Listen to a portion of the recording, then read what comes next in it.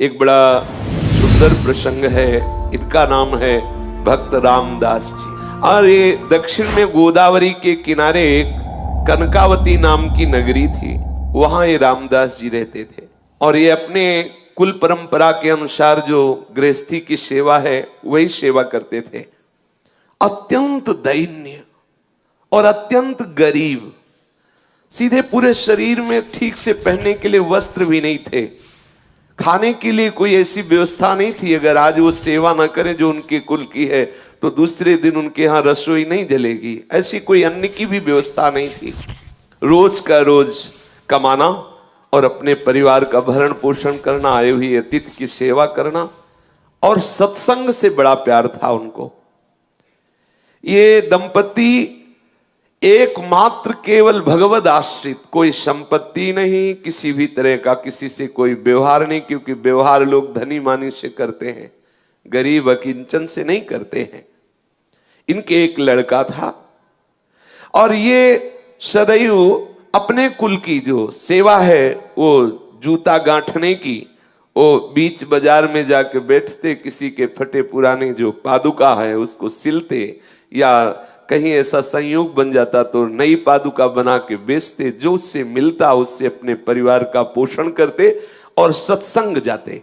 सत्संग में सबसे पीछे जाके बैठते और जो वैष्णव भगवत चर्चा करते ये उनके मुख की तरफ ताकते रहते। कोई पढ़े लिखे तो थे नहीं, तो जो बात समझ में आती नहीं तो बस सुनते, और जब भगवान नाम कीर्तन होता तो नाचने लगते। उनका साहस भी नहीं हुआ कि उन वैष्णव से कह सके कि आप हमें दीक्षा दीजिए। बस सत्संग में जो नाम कीर्तन होता उसी नाम को उन्हें पकड़ लिया। बस मन में बार बार कृष्ण गोविंद ऐसा बोलते। पद नाम से, शास्त्र स्वाध्याय नाम से बस इतने, हरि मैं जैसो तैसो तेरो। और सत्संग में नियमित जाके बैठना, कुछ समझ में आए या ना आए, जब नाम कीर्तन होता तो बड़ा आनंद मिलता। और वही कृष्ण कृष्ण गोविंद गोविंद हरि हरि, और बीच बीच में आ भर के हरि मैं जैसो तैसो तेरो, मैं जैसा हूं वैसा आपका हूं, मैं जैसा हूं हे हरि आपका हूं। तीन प्राणी, स्वयं, पत्नी और पुत्र, जो इस सेवा से उनको अर्थ मिलता, उससे परिवार का पोषण, कोई अतिथि पधारता उस अतिथि की सेवा, और जो सत्संग में जाते नियमित, बस उनके हृदय में एक बात बैठ गई, कैसे इस जगत के मालिक को रिझाऊं। ना तो मेरे में कोई योग्यता है, ना पढ़ा लिखा हूं, ना धन है, ना पवित्रता है, मैं किसी योग्य नहीं, कैसे रिझा। क्या मेरे से कभी प्रभु रीझ सकते हैं? बिल्कुल अनपढ़, कोई शास्त्र का ज्ञान नहीं, कोई पवित्रता का ज्ञान नहीं, कोई पद्धति का ज्ञान नहीं। आप देखिए प्रभु केवल भक्ति से प्रसन्न होते, जानते भी नहीं हो कि भक्ति किसे कहते हैं। आगे इनके प्रसंग में देखिएगा, एकदम भोले भाले, जानते भी नहीं कि भगवान की कोई भक्ति भी होती, बस सत्संग में पहुंच जाना। जैसे सत्संग हो रहा है, पहली बार गए, बैठ गए, अच्छा लगा। अब वो बीच बीच में जैसे जूता गांठ रहे तो बीच बीच में एकदम रुक जाते और पुकार उठते, हरि मैं जैसो तैसो तेरो, हरि मैं जैसो तैसो तेरो। कैसी बढ़िया बात, इससे बढ़कर कोई बात ही नहीं, कोई बात ही नहीं। मैं जैसा हूं आपका हूं हरि, मैं आपका हूं जैसा। बस बार बार कृष्ण गोविंद कृष्ण गोविंद कृष्ण गोविंद, बीच बीच में आह भरकर हरि मैं जैसा हूं आपका हूं, हरि मैं जैसो तैसो तेरो। ये बात उनको इतनी प्यारी लगी, हरि मैं जैसो तैसो तेरो। अब ये इसी को गुनगुनाते, सदैव इसी को गुनगुनाने लगे, हरि मैं जैसो तैसो तेरो। निरंतर इस पंक्ति को गुनगुनाना और वो अपने कार्य को करना। उनके हृदय में इस पंक्ति का मर्म उतरा, तो वो बार बार इसी का गान करते हुए, इसी का चिंतन करते हुए इसके मर्म को प्राप्त हो गया। मर्म को प्राप्त होने का मतलब भगवत संबंध हृदय में आ गया। मैं हरि का हूं, हरि मैं जैसो तैसो तेरो। ये पंक्ति गुनगुनाना सचमुच चमत्कार हो गया। उसके मन की स्थिति का परिवर्तन इस सूत्र ने कर दिया। हरि मैं जैसो तैसो तेरो। रामदास जी का एक विशुद्ध सरल भाव, हरि मैं जैसो तैसो तेरो। कभी कभी वो आंसू बहाते हुए ये गान करने लगते, हरि मैं जैसो तैसो तेरो। अब एक दिन की बात कि एक चोर मंडली किसी धनी मानी भक्त के घर में गई, जो गृहस्थ भक्त होते हैं, खूब धन संपदा थी। तो उनके यहां शालीग्राम भगवान सिंहासन में थे, और सिंहासन स्वर्ण का था, छत्र भी स्वर्ण का। तो चोरों ने सब कुछ चुराया, सिंहासन छत्र सहित शालीग्राम भी चुरा लिए। तो सिंहासन और छत्र तो बेचने के काम में आ गया, शालीग्राम भगवान उनके किस काम के। तो उसने स्वाभाविक जिसके बट में पड़े थे सिंहासन और छत्र, और भी सब सामग्रियां थी जो आपस में बांट ली थी। उस चोर ने विचार किया कि ये पत्थर हमारे किस काम में आएगा। तो जा रहा था तो देखा बाजार में वो जूता गांठ रहे थे रामदास जी। भाव में बार बार ऐसे गांठते गांठते रुक जाते और हे हरि मैं जैसो तैसो तेरो। कैसी रसमयी स्थिति, आहा। अब वो चोर विचार किया कि वो जैसे जूता गांठने में कुछ ज्यादा हो जाए धागा या चमड़ा, तो उसे काटने के लिए उनके पास जो औजार होते हैं उनको पत्थर से घसते हैं। तो उसने विचार किया कि पत्थर ये मेरे काम में तो आने वाला नहीं, क्योंकि उसके अंदर कोई भाव ही नहीं था कि भगवान है।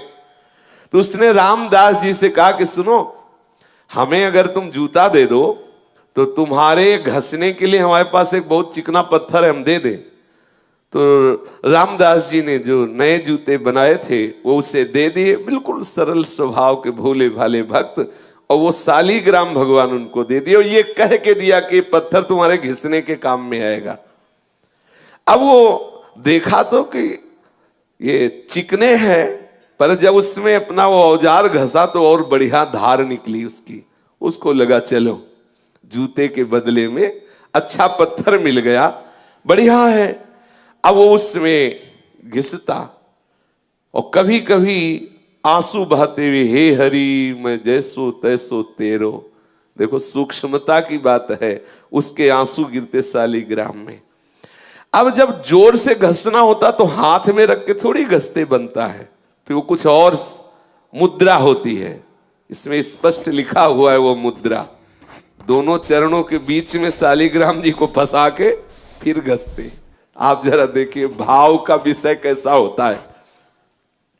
अब वो हृदय में बड़ा आनंद मिलता, क्योंकि भगवान चक्र चिन्ह से चिन्हित शालीग्राम भगवान को इससे कोई मतलब नहीं है, ये तो क्या कर रहे हैं, बड़े बड़े रिझवार, बड़े लीला बिहारी है। अब चोर के द्वारा दिए हुए शालीग्राम का यहां ये प्रयोग हो रहा है।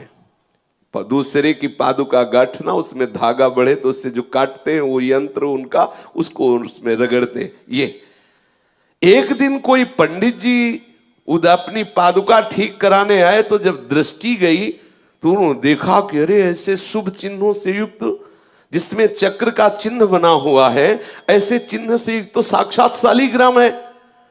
ब्राह्मण ने कहा तुम्हारी बुद्धि मारी गई है, ये तुम क्या कर रहे हो?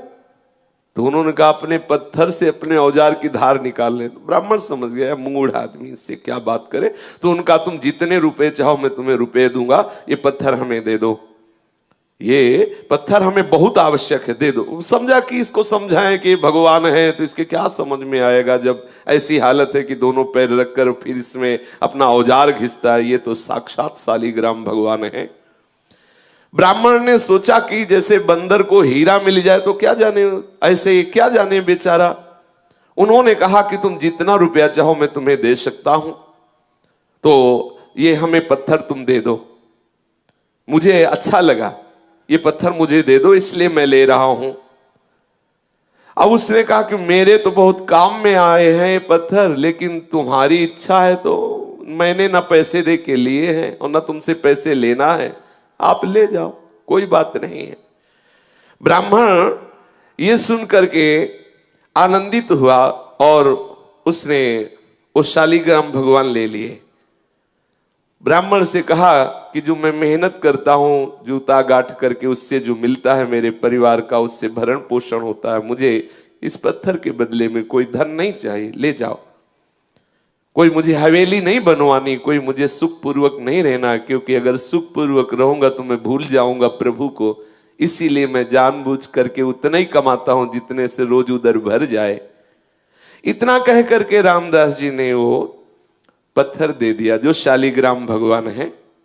पंडित जी ने देखा दुर्लभ सद्गुणों से युक्त तो शालिग्राम, बड़े आनंदित हुए, घर में आए, सुंदर जल से दुग्ध से अभिषेक कराया, सुंदर सिंहासन में विराजमान किया, षोडशोपचार मंत्रों से पूजन किया और ये विचार किया कि भगवान मेरी इस चेष्टा से प्रसन्न होंगे, क्योंकि वहां क्या सुख पा रहे थे और यहां हम उनको क्या सुख पहुंचा रहे।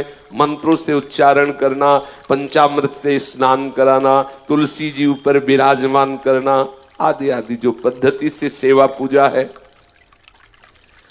अब पंडित जी की इस प्रकार की सेवा पूजा से ठाकुर जी असंतुष्ट हो गए। अब लियो, कैस न जाने कौन से गुण पर दया निधि रीझ जाते हैं। आहा, पंडित जी पूरी पूजा विधि जानते थे, पर हृदय से प्रभु के प्रति अपनापन नहीं था, भक्ति नहीं थी, प्रेम नहीं था। और ये अब आप समझ लो किस कोटि के भक्त है, कुछ ज्ञान ही नहीं है, परंतु इनके हृदय में है कि मैं प्रभु का हूं, प्रभु मेरे हैं। कभी कभी आंसू बहाते तो वो आंसू जो शालिग्राम भगवान के ऊपर गिरते, उससे बड़ा पंडित जी का पंचामृत नहीं। और जो आह भर के पुकारते कृष्ण कृष्ण गोविंद गोविंद हे हरि मैं तेरा, इससे बढ़कर वेद मंत्र अच्छे नहीं लगे ठाकुर जी को। ठाकुर जी ने स्वप्न में एक वैष्णव का रूप धारण किया और उन ब्राह्मण से कहा कि तुम सीधे हमको उन रामदास के पास पहुंचा दो। हाँ, कहा कि ये तुम्हारा षोडशोपचार पूजन, ये पंचामृत अभिषेक और ये तुम्हारा सिंहासन में विराजमान करना मुझे बिल्कुल अच्छा नहीं। मुझे उसकी सूखी रोटी और आह भरी पुकार ने खरीद लिया है, मुझे वहीं पहुंचाओ। अब जब स्वयं स्वप्न में भगवान ऐसा आदेश कर रहे हैं तो उसके तो होश उड़ गए ब्राह्मण के, कि हम तो जिसे समझते थे कि वो तो अनपढ़ है, गंवार है, प्रभु इतना उसे प्यार करते हैं। अब हाथ में सुंदर वस्त्र पर शालिग्राम भगवान को लिया और भगवान से कहा कि आपको पता है कि आपके ऊपर वो औजार घिसता है, चंदन तिलक लगाने की बात जाने दो, सिंहासन में विराज वाले पैर रख के आप पे औजार घिसता, तुमको वो पसंद है। और ये षोडशोपचार पूजन, पंचामृत से स्नान, ये सब। प्रभु ने कहा जब वो आंसू बहाते हुए नाम बोलता है ना, कृष्ण गोविंद हे हरि मैं तेरा, मुझे इतना सुख मिलता है कि वेद मंत्रों से मुझे सुख नहीं मिलता। और जब वो मेरे ऊपर पैर रखता है तो मुझे ऐसा लगता है वो आत्मसमर्पण कर रहा है पूरा। ये यही है, इनसे कौन पार पावे। सर्वलोक महेश्वर जितने भी ज्ञान के सूत्र हैं सब इन्हीं से प्रकट हुए, इनसे कोई पंडित क्या पार पा सकता है। बोले जब वो चरण रखता है, दबाता है चरण से ऐसे, तो मुझे लगता है कि पूरा अपने आप को समर्पित कर रहा है, आत्मसमर्पण कर रहा है। मुझे बहुत सुख मिलता है, तुम्हारे चंदन और कस्तूरी के लेप और इत्र से मुझे जो सुख नहीं मिलता उसके घसने से सुख मिलता है। अब राजी, आप राजी तो फिर किसकी क्या बस चले। ठाकुर जी राजी। अब वो जो ब्राह्मण था जिसको एक गर्व था कि मैं ऊंचे कुल में हूं और मैं पूजा का विधान जानता हूं, मेरी दासता से, मेरी पूजा से शालिग्राम भगवान प्रसन्न हो जाएंगे। आज वो बहुत दैन्य हुआ कि मेरे दुर्भाग्य की आज तक मुझे वो प्राप्त नहीं हुआ जो रामदास को प्राप्त है, क्योंकि स्वयं ठाकुर जी वहां जाना चाहते हैं। ये विचार करके शालिग्राम को लेकर के रामदास जी के घर जाना निश्चय किया उसने, और मन में बहुत जलता जा रहा था कि मैं ब्राह्मण तो हूं लेकिन आडंबरी हूं। मेरे अंदर वो बात नहीं आई जो उस दैन्य भक्त रामदास के हृदय में आई। बार बार शालिग्राम को हृदय से लगा के विकल होकर कहने, देखो ये है किसी भी तरह से भक्त का संग हो जाए, किसी भी तरह। ये रामदास जी के दर्शन की, देखो ये दर्शन का प्रभाव। अब वो दैन्य होके जा रहा है, क्या प्रभु कभी मेरे भी हृदय में भाव आएगा? जैसी रामदास की भक्ति से आप प्रसन्न, क्या कभी मेरे अंदर भी भक्ति आएगी? मेरी पूजा आपको पसंद नहीं तो प्रभु मेरे को भाव दे दो, जिससे मैं रामदास जी जैसी भक्ति कर सकूं। अब आई बात, ये जो ब्रह्मणत्व का अभिमान, वेद ज्ञान का अभिमान धूर धूषरित हो गया। इसीलिए लिखा है, तिनकी संगति रहत जाति कुल मद सब नंसई। भगवत प्रेमी महात्मा का संग होते ही जाति का अभिमान, कुल का अभिमान, विद्वता का अभिमान, ये सब नष्ट होने लगते। देखो नष्ट हुआ अभिमान।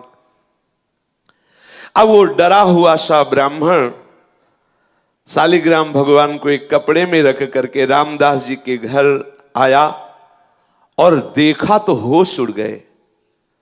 रामदास जी के आंखों से आंसू चल रहे हैं, बार बार मुख से निकल रहा है, हरि मैं जैसो तैसो तेरो, हरि मैं जैसो तैसो तेरो। मलिन वस्त्र है, फटे पुराने कपड़े हैं, शरीर में अपने आप अनुभव हो रहा है कि कितनी कृशता है, क्योंकि खान पान की सामग्री उचित है नहीं। और अब ये जो रोग बढ़ा है, हरि मैं जैसो तैसो तेरो, ये ज्यादा काम नहीं करने देता।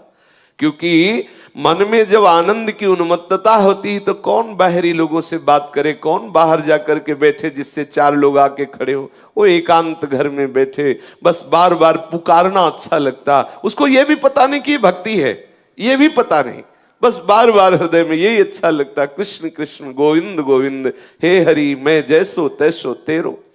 आंसू की धार बह रही है, धीरे धीरे वही गीत गा रहा है, हे हरि मैं जैसो तैसो तेरो।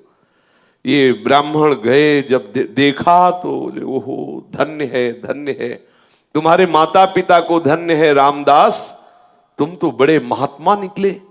हम तो समझ ही नहीं पाए कि तुम्हारी ऐसी ऊंची स्थिति है, तुम्हारे अधीन भगवान है। अब वो धीरे धीरे उसके नेत्र खुले, अब अपने भाव से बाहर आया। तब उन्होंने कहा कि ये जिन पर तुम पत्थर समझ करके अपना औजार घिसते थे, औजार नहीं, मैं उस समय बताया नहीं, ये साक्षात शालिग्राम भगवान है, त्रिभुवन पति स्वरूप में विराजमान है, सारे विश्व के स्वामी हैं, घट घट में विराजमान है, सबकी गति है, सबके आश्रय है, इनके शरणागति होने से जीव बंधन मुक्त हो जाता है। तुम्हारी सरलता, तुम्हारे प्रेम से रीझ गए हैं। जब मैं इनको ले गया, इनको पंचामृत से अभिषेक किया, वैदिक स्तोत्रों द्वारा इनकी स्तुति की, इनकी सेवा की, इनको भोग लगाया सब, लेकिन इनको पसंद नहीं आया। इनको तुम पसंद आए। मेरे स्वप्न में एक वैष्णव रूप धारण करके आए और मुझे ऐसा आदेश किया कि मुझे रामदास जी के पास भेज दो। वो रो पड़ा कि मैं तो महान पापी हूं। रामदास रो पड़े, अरे मैं महान पापी हूं, मैं तो समझ नहीं पाया कि भगवान है और मैं इनके ऊपर ऐसा कृत्य करता रहा है, मैं तो बहुत अपराधी हूं। चीख चीख के रोने लगा, मैं कितना निर्दयी, कितना नीच हूं, देखो मैंने क्या किया। बस ब्राह्मण तो खड़ा का खड़ा रह गया, वो भाव में डूब गए और हे करुणा समुद्र प्रभु, मैं कैसे आपको रिझा पाऊं, तुम मुझे कितना प्यार करते हो और मैं कितना नीच हूं। ऐसे बस पुकारने लगा, रोने लगा। अनन्य भक्ति से भगवान रीझ जाते हैं। बार बार ब्राह्मण उनको धन्यवाद करता कि तुम्हारे अंदर जो भाव आया है ना, ये बहुत कृपा से आया है। ब्राह्मण के वचन सुनकर के रामदास के हृदय में थोड़ी शीतलता आई। ब्राह्मण के चरणों में नमन किया। जो ही ब्राह्मण गया तो शालिग्राम की मूर्ति लेकर हृदय से लगाया और खूब रोने लगे। प्रभु मैं जान नहीं पाया कि आप भगवान हो, आप शालिग्राम भगवान हो। घर में ले गया, फटा पुराना जो भी कपड़ा हो ऐसे बिछाया, आसन पर शालिग्राम रखे और जो रूखा सूखा उसके घर में होता ठाकुर जी को भोग लगाता और गदगद कंठ से प्रभु को पुकारता। कई दिन ऐसे सेवा के बाद उसके हृदय में बात आई कि यदि तुम भगवान हो, मैं तो जानता नहीं, पंडित जी कह गए, मैं तो नहीं जानता कि तुम शालिग्राम भगवान हो, यदि तुम भगवान हो तो मुझे दर्शन दो। जब आप इतना प्यार हमसे करते हैं कि उनके घर तुम्हें रुका नहीं गया और तुम वहां से वापस आए हो, तो प्रभु मैं दीन हूं, मैं नीच हूं, मैं अज्ञानी हूं, मैं दुर्जन हूं, मैं पतित हूं, लेकिन हूं तो प्रभु आपका ही। प्रभु मुझ में कोई पवित्रता नहीं, कोई सदाचार नहीं, और ऐसे पवित्र ब्राह्मण के यहां से आप आए तो मुझे लगा कि आप मुझसे प्यार करते हैं। आप जब मुझसे प्यार करते हैं तो अब छुपा छुपी का खेल बंद करो, दिखाओ कैसे होते हैं भगवान, कैसे हो तुम, मुझे तो पता नहीं, लेकिन आप अब मेरे हृदय में बेचैनी हो रही कि आपका स्वरूप क्या है। प्रभु आप कृपा करो, मैं तुम्हें प्रत्यक्ष देखना चाहता हूं। हे करुणा सिंधु, हे दीन बंधु, हे पतित पावन, ऐसी पुकार करने लगा। हे कृपा सिंधु कृष्ण, हे करुणामय भगवंत, मैं तो तेरे हाथ बिक गया। हे प्रभु, हे मोर मुकुट धारण करने वाले, हे वैजंती माला धारण करने वाले, हे कृपा सिंधु पीतांबरधारी, आप मुझे दर्शन दीजिए, अपनी कृपा से आप दर्शन दीजिए। मैं तो पतित हूं, नीच हूं, पर शरणागत हूं, शरण गए कि लाज रखिए प्रभु। अब मेरे हृदय में बड़ी विकलता हो रही, मैं आपका दर्शन चाहता हूं। रामदास रो रो करके प्रभु से प्रार्थना करने लगा। ऐसा प्रेम समुद्र उमड़ा कि सब कुछ भूल गया, विह्वल विकल होकर के। ये विकलता प्रभु को खींचती है, उस अव्यक्त सत्ता को व्यक्त करती है। ये विकलता है, यही है, पर माया का पर्दा उड़े हुए है। जब हम ऐसे विकल हो जाए, जैसे मछली जल के बिना तड़पती है, ऐसे हमारे अंदर विकलता हो और रहा नहीं जा रहा। देखो कैसी स्थिति आ गई, अब जिया नहीं जा रहा, विकलता हो गई। चीख चीख करके अपने घर में रो रहा है। शालिग्राम ठाकुर जी सामने हैं, रो के कह रहा मुझे दर्शन चाहिए, सब भूल गया। कभी कभी तो ऐसा भाव आ जाता कि नाच नाच के रिझाता कि मेरे नृत्य से रिझ जाओ। कैसी शोभा, फटे पुराने कपड़े हैं, कृष्ण शरीर है, और भाव में भीना हुआ सामने एक कपड़े में विराजमान शालिग्राम, नाच नाच के ये भाव की इसी नृत्य से रिझ जाओ प्रभु। मुझ गरीब के पास तो कुछ रिझाने के लिए नहीं है। कभी रो रो के प्रभु मेरे रोने से रिझ जाओ, ऐसी भावना से वो विकल होकर प्रभु से पुकारने लगा। अब तो प्रेम के जो अष्ट सात्विक भाव हैं उसके हृदय में उदय होने लगे। कभी हंसता, कभी रोता, कभी चुप शांत बैठ जाता, कभी गान करता, कभी हे हरि मैं जैसो तैसो तेरो, ऐसा पुकार उठता। उसके हृदय में इतनी जोर से लालसा जागी कि प्रभु का वियोग इससे असह्य हुआ और प्रभु को असह्य हो गया अब रुकना। ये है भक्त की सामर्थ्य। असह्य हो गया प्रभु को भी रुकना, अब प्रभु नहीं रुक सकते, विकलता हो गई। आहा, प्रभु विकल हो गए। अब वो गदगद कंठ से हे वंशीधर, हे मदन मोहन, जोर जोर से पुकारने लगा। हे वंशीधर, हे मदन मोहन, तुम्हारे चरणों में बार बार नमस्कार है। मुझ गरीब की पुकार सुनो, कहाँ हो आनंद में, कहाँ हो श्याम सुंदर, मुझे दर्शन दो, ऐसे पुकारने लगा। प्रभु यद्यपि मैं समझ रहा हूं कि जैसे छोटा सा बालक चांद को खेलने के लिए मांगे, ऐसे ही मेरी बात है। कहां मैं नीच अधम, कहां बड़े बड़े तपस्वी ऋषि जो आपको दुलार करते रहते ध्यान के द्वारा, कहां मैं अपवित्र। पर प्रभु मैं हूं तो आपका ना, मैं क्षुद्र हूं, दीन हूं, नीच हूं, जैसा भी हूं आपका हूं। पर अब मेरे हृदय में एक ही है, आपके दर्शन नहीं मिलेंगे तो मैं प्राण त्याग दूंगा। मैं नहीं जी सकता आपके बिना, क्या करूं, मुझसे जिया नहीं जा रहा। ये स्थिति है। कैसी कृपा होती प्रभु की अपने भक्तों पर, प्रभु के बिना अब जिया नहीं जा रहा। ये मतलब अब इस बात में केवल वाणी लड़खड़ाती है, ये केवल प्रभु देते हैं। भजन साधन और सब एक तरफ, ये बात अब जिया नहीं जा रहा। वो हृदय में ऐसी विकलता, एकांत तो बैठा हुआ पुकारता रहता है, अब जिया नहीं जा रहा। ये बात जिनके हृदय में आ गई, बस मिलन नजदीक है। जब जिया न जाए, नहीं खान पान ते भावे, नहीं कोमल वसन सुहावे, सब विषय लगे ते खारा है, हरि आशिक का मग्न। अब कुछ अच्छा नहीं, बस अब जीवन है तो हरि से है, अगर नहीं मिले तो जीवन नहीं। ऐसी विकलता हृदय में। अब मैं तुम्हारे लिए ही जी रहा हूं, बस हमारा जीवन प्रभु के लिए है। प्रभु यदि आप न आए तो इस जीवन का अंत हो जाएगा, क्योंकि अब कुछ सुहाई नहीं दे रहा। मैंने तो कभी जाना ही नहीं कि तुम प्रभु हो। देखो मैंने आपका निरादर किया, पर आपने प्यार किया।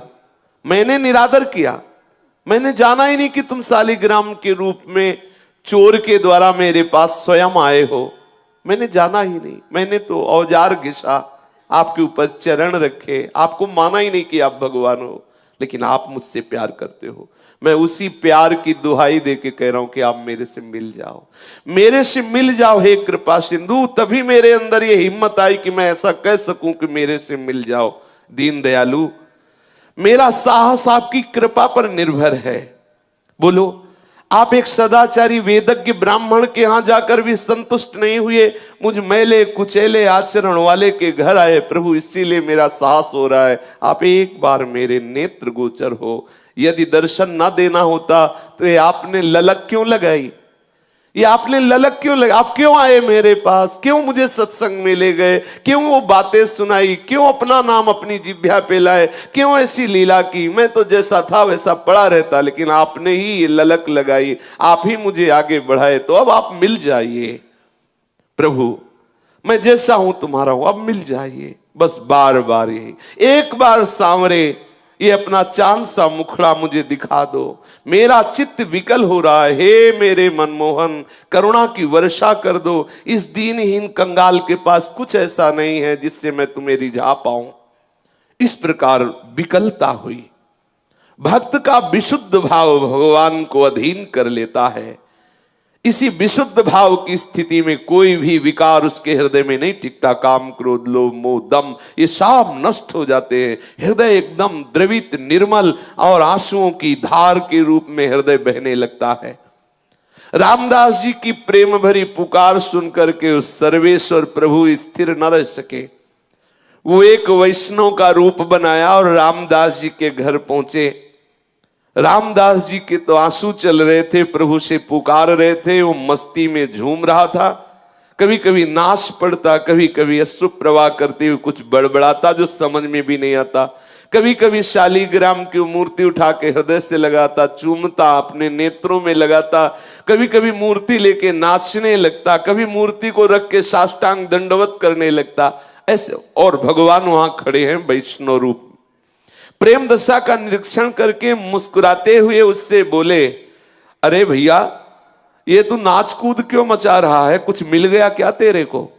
ये बड़बड़ा क्या रहा है? ये काम धंधा छोड़ करके ये हाथ में क्या लिए है शालिग्राम के लिए? प्रभु वैष्णव रूप में घर गए और ऐसा पूछा। रामदास जी को आवाज सुनाई दी तो बाह्य चेतना हुई। आंख खोल करके देखा कोई वैष्णव है। साष्टांग दंडवत प्रणाम किया। सामने देखा दिव्य मूर्ति, द्वादश तिलक लगाए हुए कोई वैष्णव खड़ा है। विनीत भाव से हाथ जोड़कर कहा, प्रभु मैं तो महामूर्ख और अपवित्र नीच प्राणी हूं, मेरे से अपराध ही बनते रहते। मैं क्या आपके प्रश्नों का जवाब दूं कि मैं किसको लिए हूं, क्या बड़बड़ा रहा हूं, क्या बोल रहा हूं?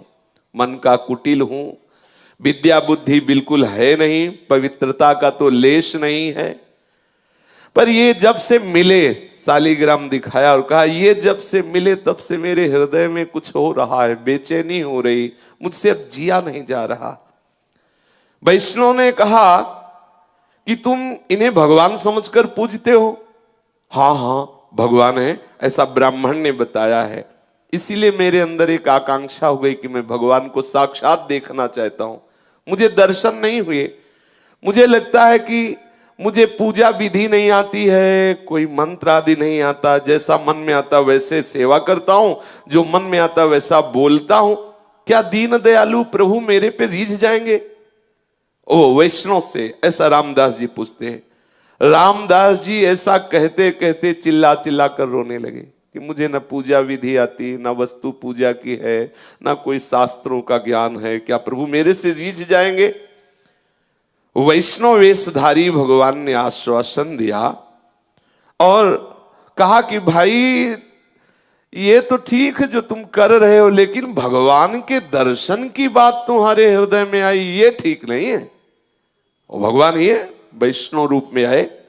अरे बड़े बड़े देवता, योगी, मुनिजन कितने काल तक तपस्या करते हैं, ध्यान धरते हैं, समाधि में रहते हैं, वो दर्शन नहीं पाते, तो तुम जैसे मनुष्य को कैसे भगवान दर्शन देंगे?